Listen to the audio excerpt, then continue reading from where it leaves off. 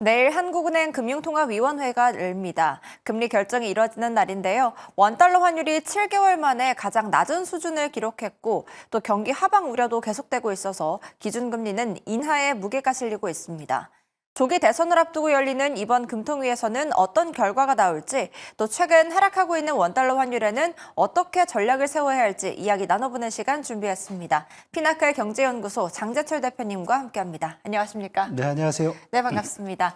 네, 오늘 29일 기준금리 조정 여부를 결정하는 통화정책방향회의가 열립니다. 국내 성장률의 둔화가 좀 뚜렷한 만큼 이번에는 금리 인하가 이루어질지 어떻게 보십니까? 네, 지난 4월 달에 금통이 있었을 때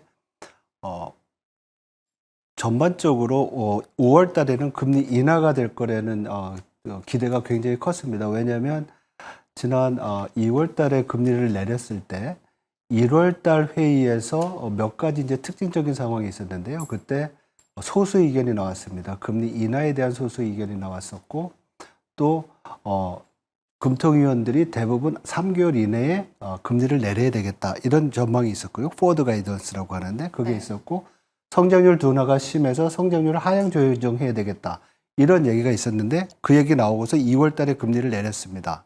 근데 지난 4월 달에도 마찬가지로 똑같이 이런 세 가지 현상들이 반복이 됐기 때문에 시장은 5월 달에 금리 인하에 대해서 지금 상당히 기대가 높은 상황이고요. 시장 전문가들도 이제 내일 금리 인하가 거의 확실시되는 것으로 보고 있죠. 그리고 뭐 더군다나 최근에 지금 안개께서도 말씀하셨지만은 그동안 이 금리 인하에 좀 걸림돌이었던 환율이 되게 빨리 내려왔잖아요. 그래서 외환 시장에서의 원화 약세로 인해서 혹시 또 뭐 불안이 커지지 않을까 이런 우려가 있었던 점이 많이 약화된 점도 금리 인하를 또 기대를 높이는 요인 중에 하나라고 생각할 수 있습니다. 네. 그런데 하지만 통상 대선 직전 금통위에서는 기준금리 조정을 자제하는 분위기가 좀 연출이 되는데 이 부분은 좀 고려해서 어떻게 보실까요? 예, 아무래도 지난 20대나 요번 21대잖아요. 네. 20대 22년 3월 달에 대선과 그리고 20대, 19대, 18대 이 대선을 보면 20대 대선에는 금리가 인상기였는데 3월 달에 대선이 있었는데 2월 달에 금통위에서 금리를 그냥 동결했어요. 유지했고 19대 그 대선 때는 금리가 이제 전반적으로 동결 기간이라서 별 의미는 없고 18대 대선에서는 그때는 금리 인하 사이클이었습니다. 12월 달이었는데 그때는 매달 금통위가 있었는데 11월 달에 금리 인하 사이클이었는데도 불구하고 금리를 좀 동결했었죠. 그래서 네. 전반적으로 금리가 대선이 있을 때 혹시나 이제 정치적인 또 뭐 영향이 있을까봐 사실 금리 인하를 좀 인하나 아니면 금리 조정 같은 것을 주저하게 되는 그런 경향은 있습니다. 그렇지만 이번 21대에는 워낙 지금 경기 둔화에 따라서 성장률 하향 조정세가 필요한 상황이고 그만큼 경기가 부진하고 앞에서 말씀드렸듯이 여러 가지 조건들이 이미 시장에 금리 인하가 반영된 상황이기 때문에 금리 인하를 안 하는 것도 이상한 그런 것으로 볼 수 있습니다. 그래서 금리 인하를 할 거다 이렇게 보고 있습니다. 네, 그렇군요. 27일 공시에 따르면 은행권의 가계 예대금리 차가 8개월 만에 내림세로 전환을 했습니다. 예금 금리도 내려가고 있는데 기준금리 인하가 된다면 시중의 예금이나 대출금리에는 어떤 영향을 미칠지도 궁금해하실 것 같아요.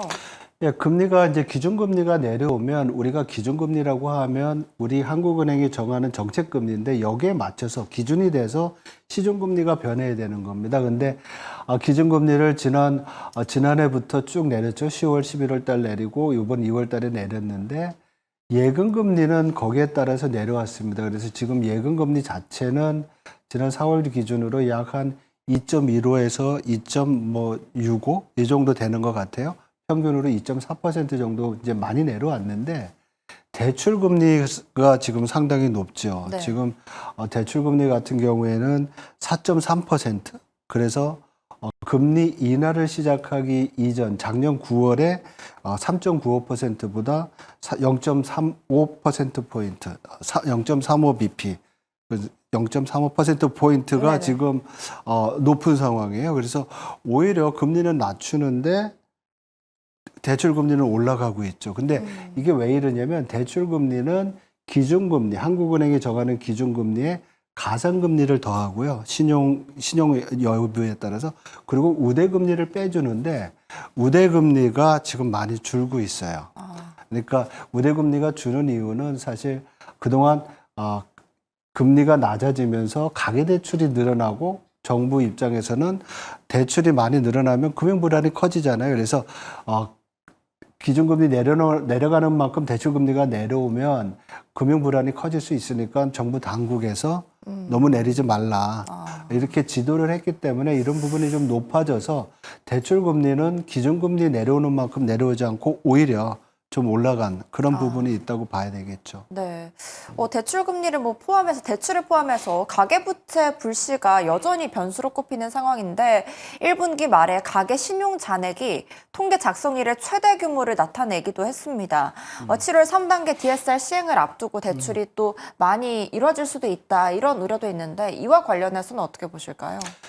예, 그 부분이 이제 앞에서 기준금리를 인하할 때 좀 걸림돌이로 될 수 있다라는 점을 지적한 부분이 있는데요. 사실 가계 대출은 어쩌면 소득이 우리가 계속 늘어나고 있고 역성장하지 않는 상황이라고 보고 금리가 내려오면 가계 대출은 늘어날 수밖에 없는 것 같아요. 문제는 소득이 많이 늘어나면서 가계 대출을 이제 얼마만큼 갚느냐의 문제인데 네. 아직 그러지 못한 게 문제가 되는 거고요.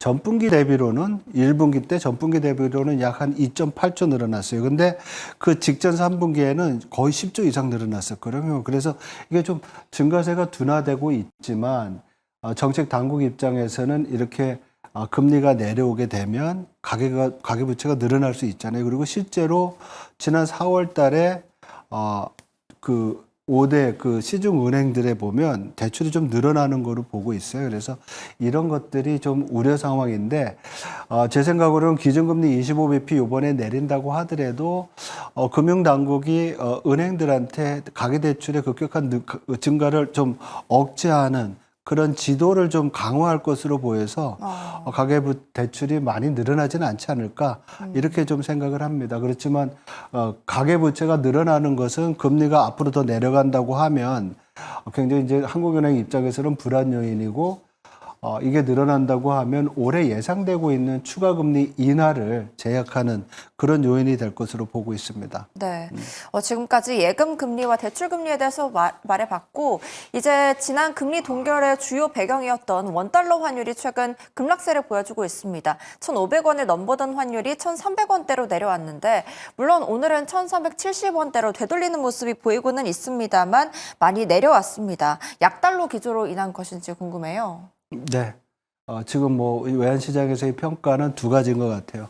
달러가 약한 부분이 있고 또 일부에서는 요번에 한국과 미국이 관세 협상하잖아요. 거기서 환율이 한 주제가 되지 않겠느냐. 그래서 아무래도 우리 한국이 미국에 대한 대미 흑자가 크니까 관세를 좀 높이든지 아니면 환율을 더 강하게 하든지 두 가지의 선택을 해야 된다는 그런 평가가 있는데 사실 우리 원화만 지금 강한 게 아니라 달러 원 환율만 빠르게 내려오는 게 아니라 달러 위안화 환율도 내려오고 네. 또 엔화는 또 달러에 대해서 또 강하게 되는 부분이 있고 그래서 여러 가지 이제 요인들이 좀 다 복합적으로 봐야 될 것 같아요. 우리 원화만 강한 게 아니라 엔화도 위안화도 그리고 대만 달러도 다 같이 강한 상황이거든요. 그래서 앵커께서 말씀하신 대로 제가 볼 때는 관세 협상도 중요하지만은 기본적으로는 미국에서 달러 약세 현상은 미국의 신용등급 강등 그리고 미국의 재정 적자와 국가 부채가 늘어나는 것에 따른 미국의 재정 건전성에 대한 이슈들이 달러 수요를 좀 줄이면서 나타나는 현상이라고 볼 수 있을 것 같습니다. 예. 네. 아까도 지금 말씀을 해주셨지만 엔화와 함께 복합적으로 봐야 되는 부분이 있잖아요. 그런데 특히 오늘은 일본의 장기 국채 발행 조정 가능성에 엔화 가치가 내려가면서 반사 효과로 달러화가 강세를 보이면서 1,470원으로 올라왔습니다. 그럼 앞으로 환율을 볼 때 아까도 말했듯이 엔화나 위안화 복합적으로 봐야 될 텐데 한 번 더 좀 약간의 지침으로 말씀 좀 해주세요. 예, 지금까지의 상황에 대해서 말씀드렸는데요.